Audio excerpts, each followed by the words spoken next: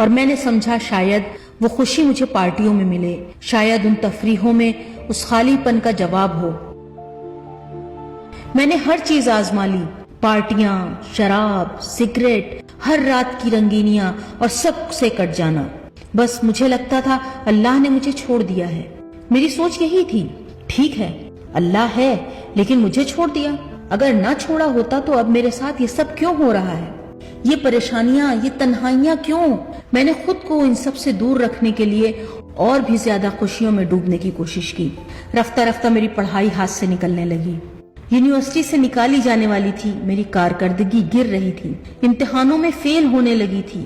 پھر بھی جتنا زیادہ میں پارٹیوں میں جاتی، جتنا زیادہ سگریٹ پیتی، جتنا زیادہ شراب پیتی، جتنا زیادہ خود کو مصروف رکھتی، اتنا ہی اندر سے خالی ہوتی جا رہی تھی۔ اور ہر بار سوچتی کیا اب میرا حال اچھا ہے؟ نہیں، میری حالت اچھی نہیں ہے۔ میں جاتی تھی حرم امام رضا، لیکن شراب پی کر جاتی تھی۔ وہاں جا کے ان سے لڑتی تھی، کہتی تھی کیوں نہیں بولتے؟ کہاں ہو تم ہو بھی یا نہیں؟ کیا تم سنتے نہیں، دیکھتے نہیں؟ کیا تم واقعی موجود ہو بھی؟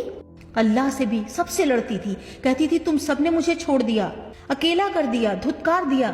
لیکن ساتھ ساتھ پیسہ بڑھتا جا رہا تھا، ہر دن جیب بھرتی جا رہی تھی، اور وہ عیش و عشرت کی پارٹیاں، مزے، خوشیاں، سب کچھ بڑھ رہا تھا اور مجھے اچھا لگنے لگا تھا۔ پھر اچانک ایک دن ایسا لگا جیسے سب کچھ زمین پر آ گرا، میں نیچے آ گری، میری نوکری چلی گئی۔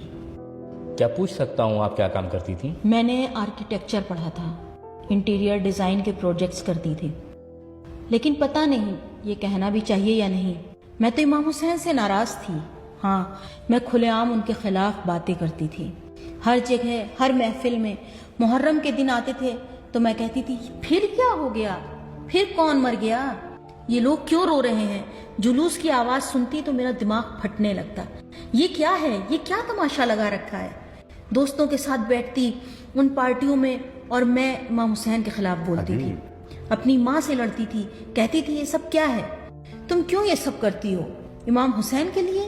میری ماں جو امام حسین کی خادمہ تھی، میں ان سے بھی لڑ پڑتی تھی، کہتی تھی یہ سب غلط ہے، کیا اللہ نے نہیں کہا کہ وہ اکیلا ہے، اس کا کوئی شریک نہیں؟ تو تم یہ سب کیوں کر رہی ہو؟ کیوں کسی اور کو شریک بنا رہی ہو؟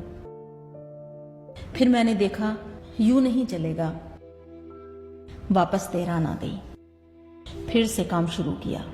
شروع میں تو پیدل چل کر ایک دکان سے دوسری دکان جاتی تھی، کچھ چھوٹی موٹی چیزیں بیچتی تھی، پھر دوبارہ ریسٹورنٹ میں کام کیا۔ بس یوں ہی چلتے چلتے ایک دن میرے ذہن میں